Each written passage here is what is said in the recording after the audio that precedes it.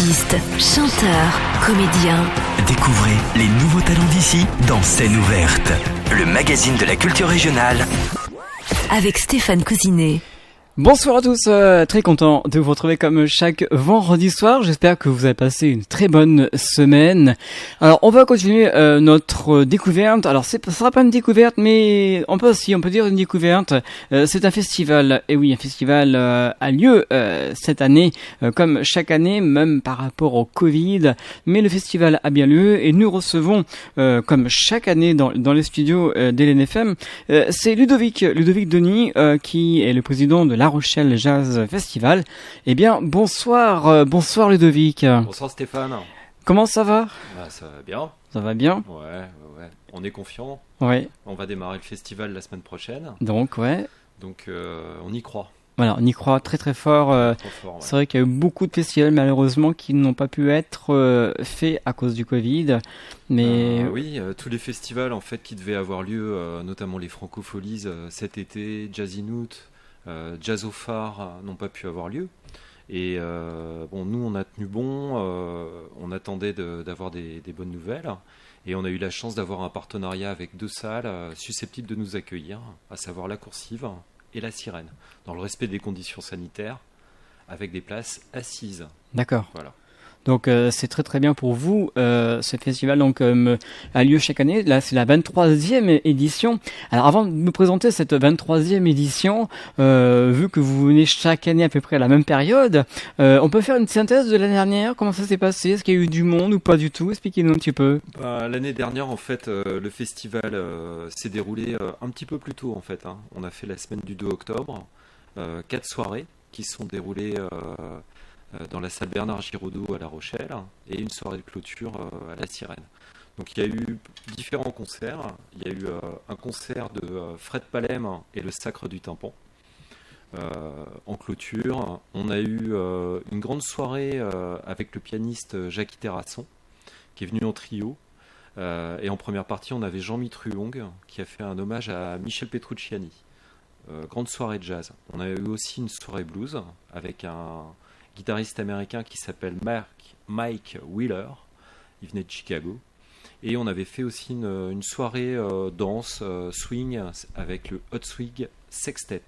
Et comme d'habitude, il y a eu des apéros de jazz chaque soir qui ont permis aux gens en fait de boire un coup, manger une assiette de charcuterie ou de fromage en discutant et en écoutant de la musique. Ça, c'était un événement gratuit qu'on va reproduire cette année tous les soirs pendant les concerts qui auront lieu à la Sirène, à 18h30, dans la limite des places disponibles, une centaine de places.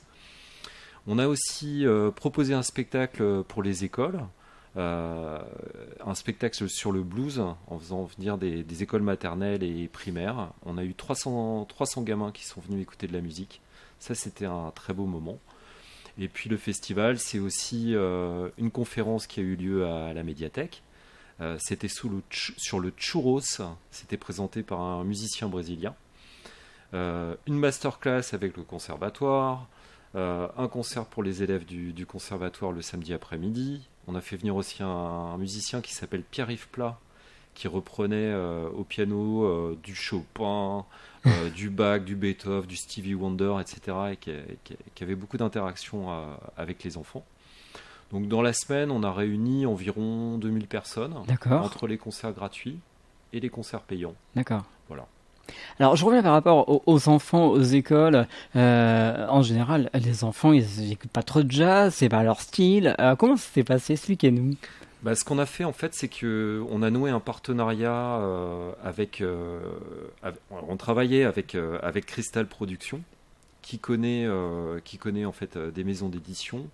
Et on a travaillé en fait sur un livret, j'essaie de le dire bien. En fait, ça s'appelle les bedaines de coton. D'accord. C'est un livret en fait BD avec un CD qui était sur l'histoire d'un musicien du Mississippi qui s'appelle Charlie Patton.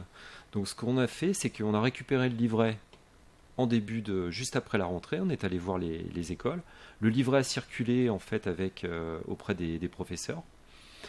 Les enfants ont écouté la musique avant, ils ont étudié le livret, ils ont travaillé sur le thème de l'esclavage, dans les champs de coton dans le Mississippi, et ils ont commencé à apprendre un petit peu les chansons. Ce qui fait que quand le concert a eu lieu, ils en connaissaient déjà quelques-unes, et c'était sympa parce que quand le concert a commencé, les enfants se sont mis à chanter. Ah oui. Ouais, c'était un très très beau moment, hein, parce que 300 enfants comme ça le matin, ouais, c'était super sympa, les musiciens étaient heureux, ouais, c'était un moment marquant. Est-ce que ce moment-là sera refait cette année ou Alors malheureusement, malheureusement non, par rapport à ce non. qui se passe. On peut pas parce que si vous voulez là, déjà pour les sorties scolaires, c'est compliqué. Donc je me suis renseigné quand même, hein, puisque c'est un projet qui nous tient au cœur et qui fait partie du festival. Puis je voulais le faire peut-être sur un autre thème, mais toujours sur le principe du livret CD. Mais non, c'est pas possible. Ouais. De même qu'on organise souvent des médiations aussi. On fait venir un musicien dans un lycée. L'année dernière, c'était au lycée d'Assaut de Rochefort. On n'a pas pu le faire cette année. C'est trop compliqué. Ah oui. Donc ce n'est que partie remise. C'est-à-dire qu'il y aura sûrement une action de médiation dans un lycée ou dans un collège. Mais on verra si les conditions s'assouplissent, si ça va mieux au niveau sanitaire. C'est ça. Donc à suivre. À suivre. À suivre pour l'année prochaine, peut-être, si tout va bien, si tout s'arrange. Enfin, j'espère que ça va s'arranger. J'espère. Pour l'instant, c'est mal parti. Ouais, c'est pas terrible, mais sur La Rochelle, on a la chance d'être en zone verte. C'est ça. Donc, on peut se permettre d'organiser un événement. On va faire très attention et je le répète, c'est important, il faut rassurer les gens, c'est-à-dire que les concerts auront lieu assis, les apéros de jazz seront assis dans la limite des places disponibles, les gens ne seront pas tassés, c'est-à-dire que quand on va être à la sirène normalement c'est configuré pour 1200 personnes, là il y aura 450 sièges confortables, on va pas être collés, les gens ne rentreront pas par le même endroit qu'ils sortent. Il n'y aura pas de tohu-bohu, lavage des mains à l'entrée. Enfin, on fait le nécessaire. Respecter les gestes barrières. Exactement. Avec bien sûr le port du masque obligatoire. Pour tout le long de la soirée. Au fur et à mesure, on prend l'habitude maintenant. Depuis le mois de mars, c'est comme ça, donc on n'a pas le choix. On n'a pas le choix, c'est comme ça. Donc, il faut s'y faire. Il faut se protéger. La culture, il faut continuer, il ne faut pas s'arrêter. Oui, puis il faut soutenir aussi les artistes, parce que, mine de rien, ils ont beaucoup trinqué, ils ne travaillent pas. Ils travaillent pas depuis des mois, hein, et bon, ils ont un système d'assurance chômage, c'est sûr, mais tout le monde ne l'a pas. Et ils ont besoin du contact avec le public pour se renouveler, pour créer. Et là, je pense que c'est l'occasion un peu de venir les soutenir, de venir partager un bon moment en toute convivialité, et puis surtout d'écouter de la musique de grande qualité, parce que c'est ça aussi le festival, c'est faire venir des grands artistes. C'est ça, donc dans quelques instants, on va vous présenter donc, ce festival pour cette année qui va commencer la semaine prochaine, pour la compter du 14 octobre. Alors je reviens juste un petit peu sur l'année dernière, donc beaucoup de personnes se sont déplacées sur 3 jours. Quel était votre ressenti envers le public? C'est un public en général tout âge confondu, beaucoup de jeunes. Expliquez-nous. Le public du jazz, c'est quand même par essence un public qui est sur une niche. On appelle ça une niche musicale. Ouais. Donc on va dire que c'est plutôt les seniors. Ouais. Mais ce qu'on fait, c'est qu'à chaque fois, on essaie de proposer dans la programmation une programmation éclectique qui peut toucher tous les âges. C'est-à-dire que le jazz, c'est un petit peu tous les styles en même temps. C'est ça qui est intéressant dans cette musique. C'est une musique qui sait se renouveler, qui est souvent jouée par des jeunes et qui peut, par différents croisements musicaux, on peut écouter du blues, on peut écouter du jazz traditionnel, on peut écouter de la musique électronique, on peut écouter aussi de la pop. Là sur le concert de Fred Palem, c'était une musique tout à fait étonnante, avec des cuivres, c'était super groove. Là clairement on était sur tous les styles et on avait un public beaucoup plus jeune que d'habitude. Notamment le public qui est aussi habitué de la sirène. C'est vrai que on dit jazz, mais jazz au début on pense que c'est de la musique tranquille, mais en fait maintenant de plus en plus c'est du jazz amélioré. Ah bah, ça bouge le jazz. Ouais. C'est vous allez voir le concert d'ouverture de Vincent Perani. Il reprend des standards de rock. C'est ça, ouais. Ah Donc, oui, c'est ça. Quand on fait une soirée cubaine, ça déménage. c'est clair. Bah oui. Donc non, c'est pas le jazz n'est pas enfermé en fait dans dans un style particulier. Moi, souvent, je discute avec des gens, ils me disent le jazz, moi, c'est pas mon truc. Alors, ils pensent toujours au free jazz des années Oui, c'est ça. 70, C'est ce que quelque j'allais chose dire, qui leur ouais. fait peur, Ouais. avec des solos qui touchent aussi des gens, bien entendu. Mais il y a ça. Mais ça, c'est un courant du jazz qui, en tout cas, qui n'est pas programmé cette année. Ça, c'est clair et net. Non, là, on est dans l'éclectisme, dans la qualité. Un petit peu tous les styles. Normalement, tout le monde devrait y trouver son compte. Alors dans quelques instants, on va vous présenter la 23e édition avec de nombreux artistes, comme vous avez dit. Mais avant, on va écouter un artiste qui sera présent cette année. C'est Vincent Perani. Expliquez-nous un petit peu ce choix musical en quelques mots. Oh bah écoutez, moi sur ce que je peux en dire, c'est que Vincent Perani, c'est le musicien de jazz français à l'heure actuelle. Il a été primé 2 fois aux Victoires du Jazz. Il a sorti déjà plus d'une quinzaine d'albums. C'est un très grand accordéoniste. Il renouvelle sans arrêt ses projets. Il est sur plein de projets en même temps, sur le tango, c'est un artiste, c'est ce qu'on appelle un artiste foisonnant. Aujourd'hui, c'est quelqu'un qui fait des tournées partout en Europe. Là, on a la chance de le recevoir entre 2 concerts en Allemagne. Ah ouais, car. Voilà, il remplit les salles un petit peu partout. Et c'est pas un hasard si c'est lui qui fait l'ouverture. Il va faire l'ouverture du festival en trio avec 2 grands musiciens qui se sont produits à la Coursive l'année dernière. C'est Federico Casagrande à la guitare et Ziv Razivitz à la batterie. Ça va être une soirée mémorable. LNFM, l'esprit local.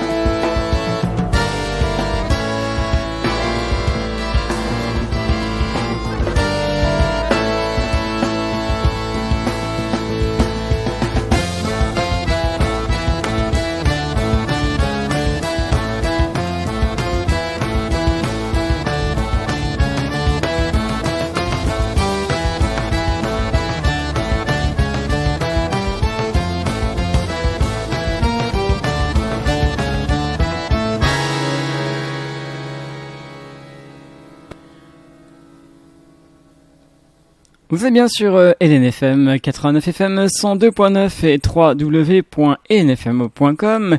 J'espère que vous passez une excellente soirée. Je vous rappelle que ce soir nous sommes avec Ludovic Denis, le président de La Rochelle Jazz Festival, avec bien sûr l'association Jazz entre les deux tours. Alors, on va parler de ce festival qui va commencer la semaine prochaine pour cette 23e édition, déjà 23 ans. Ouais, Ça passe vite. 23 ans d'existence, ouais. Ça passe très très vite. Vous pensez arriver à ce point-là, 23 ans? Moi, je sais que c'est un festival auquel je suis très attaché. Hein. Donc avant, c'était La Rochelle Jazz Festival. C'était Jazz entre les deux tours, excusez-moi. Oui. L'association existe toujours, hein, bien entendu. C'est elle qui porte le festival. On a changé de nom parce que, en fait, à chaque fois, les gens nous posaient la question, mais alors, le festival a lieu entre les deux tours non, alors c'est un festival qui a lieu sur La Rochelle. Voilà. Donc c'est une question d'identité simplement. Voilà. Mais l'association perdure. C'est un point important pour ceux qui sont attachés à l'identité du festival. Et il faut, Ouais. excusez-moi, il faut savoir aussi que par rapport à la dernière, vous êtes passé président. Ah oui, tout à fait. Donc je suis passé président, mais bon, ce que je tiens à dire, c'est que c'est un travail collectif. Ouais.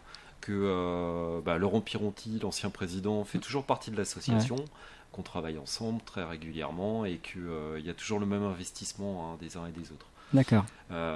Moi, je sais que c'est un festival auquel je suis très attaché. Je suis dans l'association depuis une dizaine d'années. Ça demande du temps, hein, voilà, mais ça, je pense que c'est le lot des associations. J'ai envie que ça dure. Ça a une identité forte, hein, sur La Rochelle. Il faut que ça vive, mais chaque année, c'est un nouveau défi. Alors, on va bien sûr vous présenter ce festival. Alors, avant de présenter les artistes qui vont venir, on va parler un petit peu de la mise en page. On va le montrer à la vidéo, la mise en page de ce festival 14 octobre, donc La Rochelle Jazz Festival. Expliquez-nous un petit peu comment est née cette approche de cette mise en page. Écoutez, en fait, cette année, on a voulu se recentrer sur le jazz, déjà au niveau de la programmation. On est vraiment sur du jazz. On essaie de proposer de la qualité et on a voulu renouveler un petit peu nos visuels. Donc, on travaillait avec une graphiste depuis pas mal d'années. Hein. C'est elle déjà qui avait fait nos affiches l'année dernière et l'année précédente. On peut lui faire un petit coucou. Elle s'appelle Marine Denis. On a renouvelé l'identité, c'est-à-dire qu'on a un nouveau logo, La Rochelle Jazz Festival, voilà. Et on reprend sur le programme en fait l'affiche, hein, qui est actuellement que vous trouvez un petit peu partout dans La Rochelle, notamment dans les abribus, sur notre site internet, sur Facebook, etc. C'est une affiche qui est colorée, qui est très jolie, qui reprend dans les thèmes des instruments, hein. Il y a des cordes, il y a des formes arrondies. Voilà, ça c'est l'identité visuelle. Et on a voulu aussi avoir un joli programme papier qui nous a demandé un investissement, mais qui, je pense, peut être sympa pour le public parce que voilà, ça donne envie de venir. Il y a des jolies photos, une belle présentation. Voilà, on essaie de le faire à l'image du festival, proposer un événement assez court, hein, c'est que 4 soirées, hein, C'est ça. mais dense et avec des belles affiches. Alors, avant de présenter le premier artiste, expliquez-nous un petit peu comment vous travaillez le choix des artistes. Je crois qu'il y a vraiment de la préparation à faire. Ce sont des mois et des mois, Ouais, ça voire prend du peut-être temps, hein. une année à l'avance. Je ne sais pas. Expliquez-nous. Écoutez, en fait, la construction d'un festival, c'est un cycle qui ne s'arrête jamais. C'est-à-dire que quand on a terminé le festival au mois d'octobre, il y a une vie associative, hein, et on organise souvent une AG, on fait les comptes de l'association, et on présente tout ce qui s'est passé. Il y a un bilan d'activité, un bilan moral, voilà. Et après, il faut se relancer à nouveau sur l'année prochaine. Donc mine de rien, même sur 4 jours, il y a plus d'une douzaine de concerts à préparer, des lieux à trouver, des partenariats à nouer, des financements aussi à trouver avec des demandes de subventions. Donc tout ça, en fait, c'est beaucoup de choses qui sont à monter tout au long de l'année. Bon, ça c'est une chose. Après, au niveau de la programmation, ce qu'on fait, c'est qu'on le fait à plusieurs. C'est-à-dire que on est en 3-4 dans l'association, un peu plus investi sur le sujet. On essaye de... déjà, il y a nos goûts, hein, ce qu'on a pu découvrir, qu'on trouve sympa, qu'on aimerait partager. Mais on ne pense pas qu'à nous. C'est-à-dire que la programmation, c'est imaginer avec une cohérence ce qui peut plaire aux gens qui sont sur La Rochelle, ce qui n'a pas été joué aussi dans l'année précédente, et puis ce qui est aussi possible financièrement. Bien sûr. Ça, je suis obligé de le dire. C'est-à-dire qu'il faut que ça rentre aussi dans notre enveloppe. Et on est une petite association, donc on a une enveloppe assez modeste. Voilà. Voilà. Donc en fait, C'est quand même bien de le c'est préciser. que on démarre ça entre décembre et mars. D'accord. Il faut que fin mars, ce soit bouclé pour les grandes lignes. D'accord, oui. Mais il y a des péripéties. Oui. C'est ce qui s'est passé cette année. Alors cette année, il y a le contexte sanitaire, mais de manière générale, il y a toujours des péripéties. C'est-à-dire que entre ce qu'on a écrit entre janvier, février et mars et la programmation définitive, il y a eu des changements. D'accord. Il y a eu des changements. Alors, on va quand même rappeler que cette année, ça se passe à 2 endroits, la Coursive et la Sirène. Donc la Coursive, c'est dans le C'est dans le centre-ville. centre-ville de La Rochelle, et la Sirène, c'est à la Palisse. Hein. C'est à la Palisse. Voilà, pour les personnes qui nous écoutent ce soir, pour Tout à préciser où ça se passe.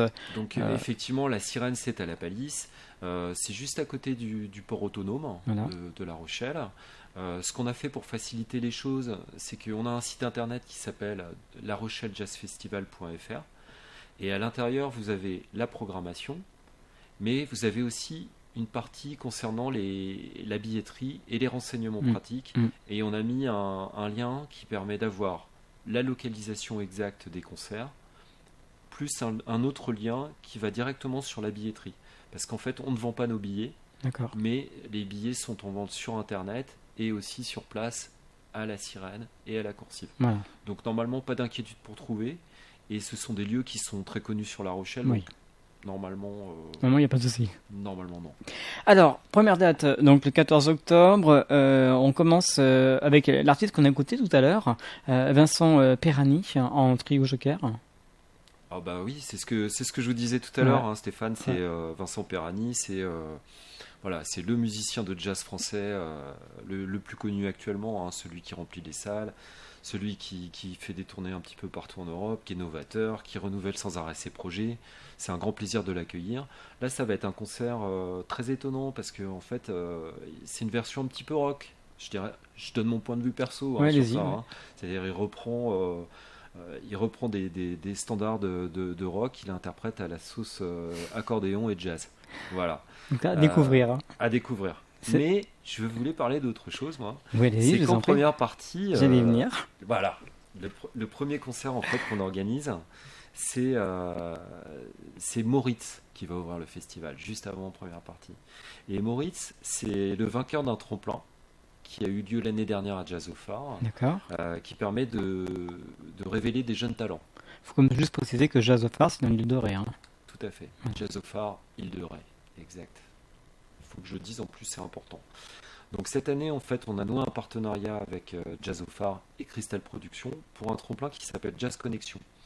Donc l'idée, c'était, avant qu'il y ait une annulation, d'inviter des personnes à participer à ce tremplin. Donc il y a eu un appel à candidature qui a été lancé sur le second trimestre cette année. Voilà, des jeunes musiciens qui n'ont pas signé de disque chez des professionnels. Et l'idée, c'était de se produire sur un tremplin. Mais comme ça a été annulé à Jazz au Phare Île-de-Ré, ce qu'on a fait, c'est que tout a été enregistré en fait dans les conditions du direct, en studio à l'Alhambra à Rochefort. D'accord. Donc ça a été les 4 candidats qui se sont produits, c'était Canary Chicken, Arcane, Alès 2000 et Émilie Canem Cerrito. Une fois que les vidéos ont été enregistrées dans les conditions du direct, ça a été diffusé sur Facebook. Le public a pu regarder les vidéos et voter. Et hier soir, en fait, c'était la fin des votes et on a su qui était le vainqueur pour cette année. D'accord. Donc le vainqueur cette année, c'est un groupe qui s'appelle Arcane. Et comme il a gagné, il aura le privilège l'année prochaine de jouer sur La Rochelle Jazz Festival en première partie, de jouer à Jazz au Phare Île-de-Ré, mais également d'enregistrer un CD avec Crystal. C'est bien. Voilà. Donc ce qui a été Une le cas de belle- Moritz l'année dernière. Une belle récompense. Ouais, c'est vraiment sympa de participer à ce projet. Et donc là, ils jouent en première partie donc, de Vincent Perani. Exactement. Pour combien de temps ils vont jouer à peu près? Oh, ils vont jouer 50 minutes. Ben, c'est bien. Ah oui, c'est bien. C'est bien, Ah, ouais. oui. Et puis ça déménage, hein. Attention, hein, c'est quelque chose. Mais avant tout ça, à 18h30, il y a l'apéro jazz. Le traditionnel apéro jazz. Donc cette année, en fait, on va proposer 3 apéros jazz. Un apéro jazz le 14 octobre à 18h30 avec le Pascal Combo Trio. On ne présente plus Pascal Combo, hein, qui est un grand contrebassiste très connu sur La Rochelle, qui sera accompagné d'Antoine Hervier et Alban Mourgue à la batterie. Un autre apéro jazz le jeudi 15 octobre, non, le vendredi 16 octobre à 18h30, toujours à La Sirène, avec un groupe qui s'appelle Art Swing Mango. Et le samedi également à 18h30, un apéro jazz spécial musique cubaine avec le Quarteto Syncopa. Donc le principe des apéros jazz, c'est ça, faut vous présenter à l'accueil de La Sirène à 18h. On ouvre les portes à 18h30. Il n'y a pas de réservation possible. Malheureusement, c'est compliqué à organiser. Il y a 100 places possibles. C'est pour les 100 premiers. Et une fois que vous êtes à l'intérieur, en fait, on sera assis sur des chaises hautes autour de fûts. Vous voyez les fûts qu'on voilà. Et puis, vous aurez la possibilité de boire un coup et de déguster une assiette de charcuterie ou peut-être des sandwichs ou des huîtres. Alors, on va continuer quelques instants la suite de ce festival. On parlera du 15 octobre. Mais le 15 octobre, il y a aussi un artiste qui va venir, c'est Lars Danielsson. On va l'écouter ce soir sur l'NFM. Alors, un petit mot très rapide avant de présenter la suite du festival. Bah écoutez, Lars Danielsson, il vient en groupe, en trio. Il sera accompagné de Grégory Priva au piano. Bon, Grégory Priva, une grande star. John Paricelli à la guitare. Magnus Öström à la batterie. Et donc Lars Danielsson à la contrebasse. C'est une figure emblématique de la scène suédoise. Voilà.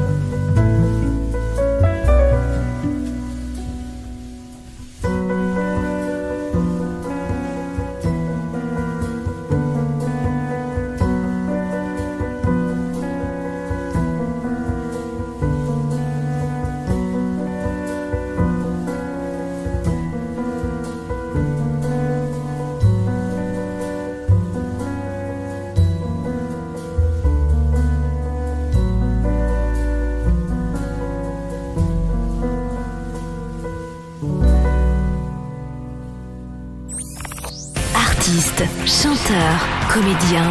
Découvrez les nouveaux talents d'ici dans Scène Ouverte, le magazine de la culture régionale.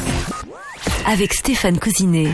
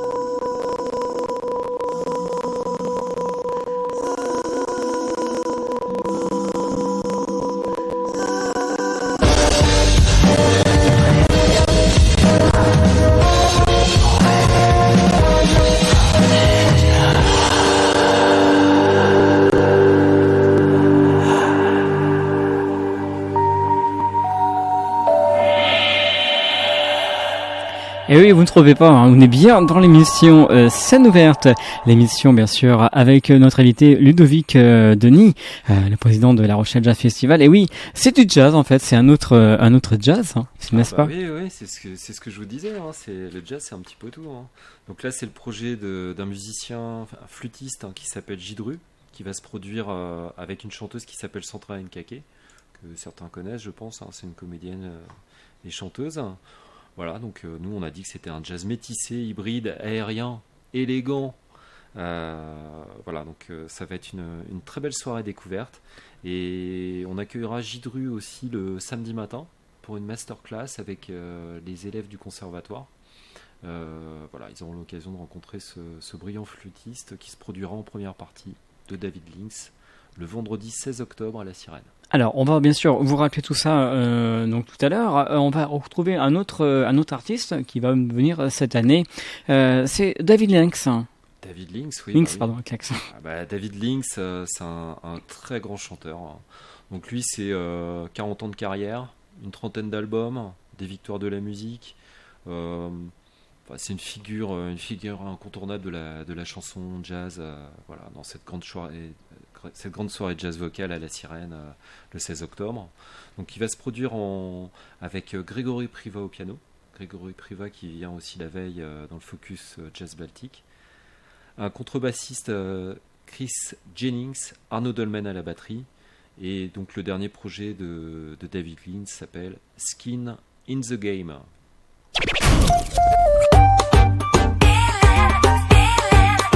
Hélène FM.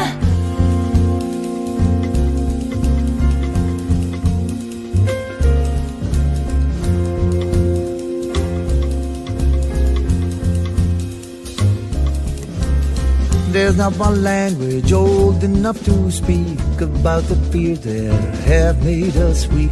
We've come to know that she's not her name. Lives by her own rules, for she will not be tamed.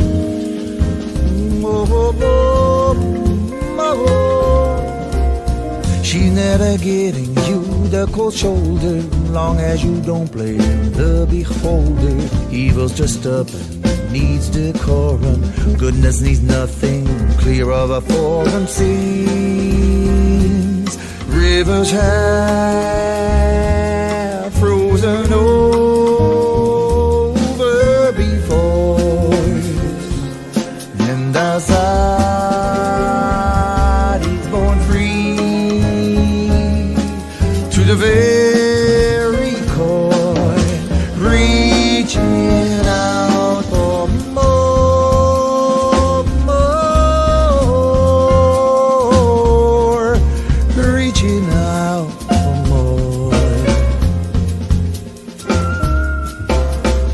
a steady diet of rejection, a lifetime far from introspection. When good people vote for bad leaders, let's redefine good for us to dig deeper. Yeah, she's always just one heartbeat away from the downtrodden, from those who stray. She's a bone clincher, setting the tone. She knows what's at stake, sitting on your throne. Sings willing pieces of clay, set the tone. Now Azadi will walk you straight to her zone, reaching out for more.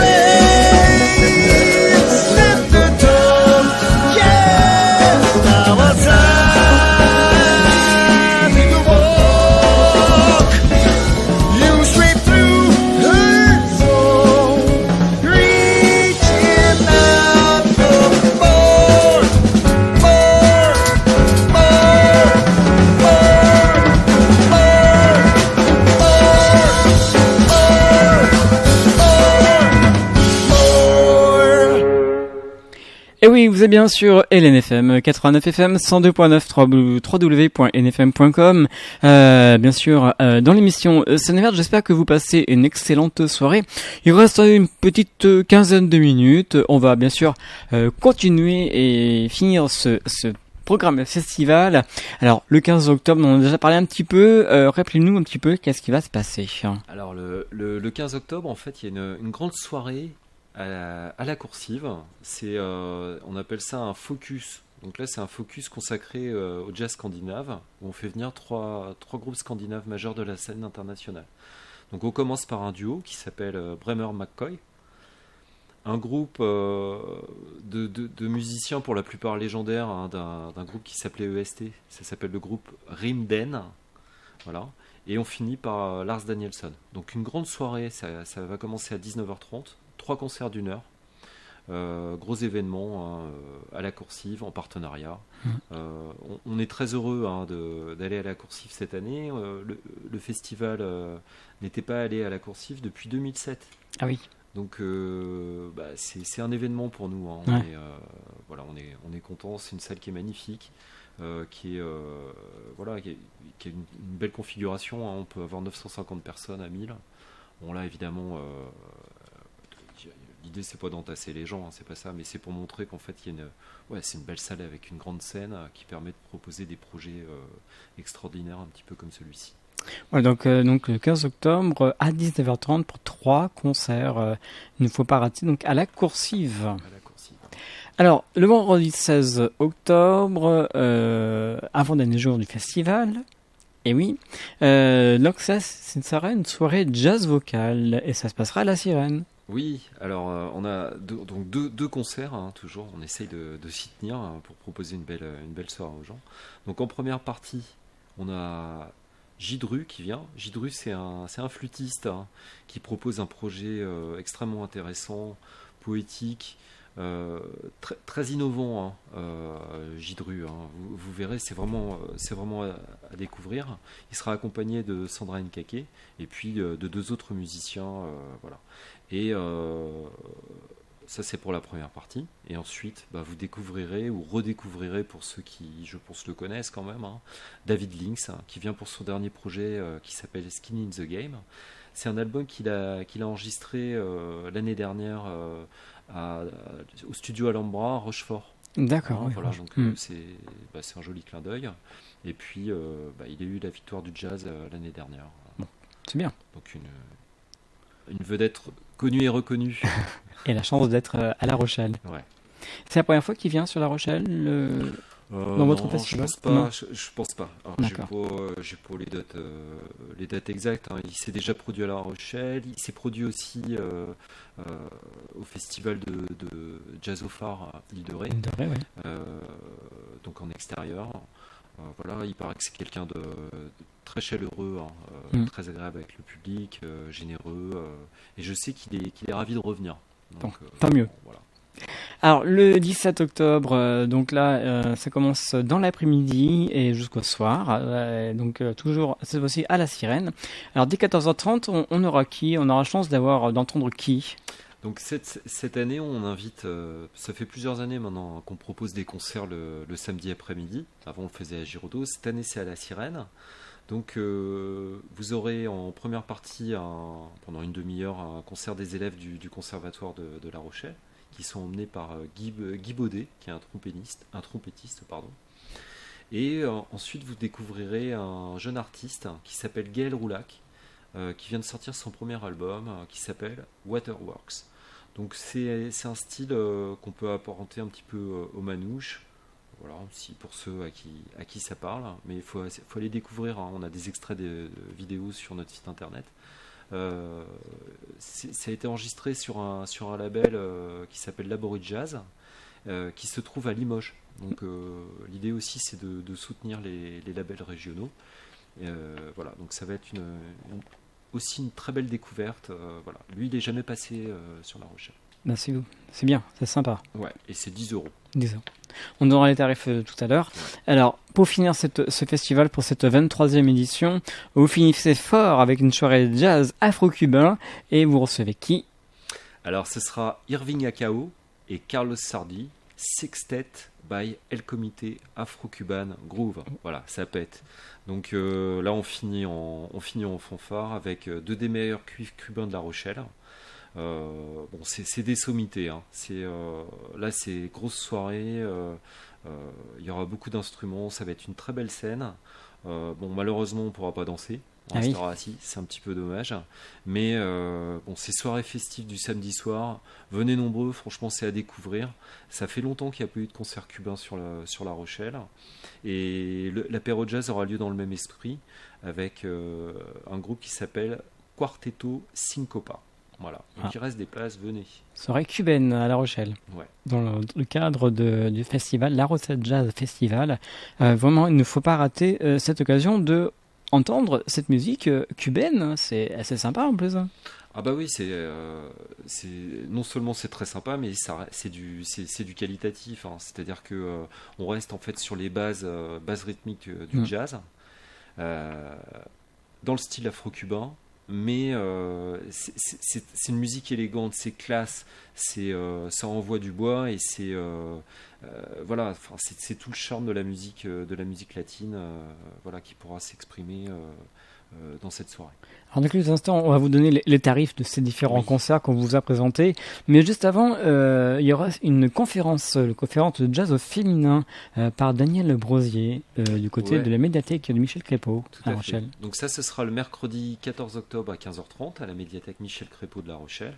Une conférence gratuite donnée par Daniel Brosier sur le jazz au féminin. Voilà, donc Daniel Brosier va nous raconter l'histoire du jazz, les chanteuses, et puis voilà, c'est une conférence. On a l'habitude d'organiser des conférences chaque année à la médiathèque.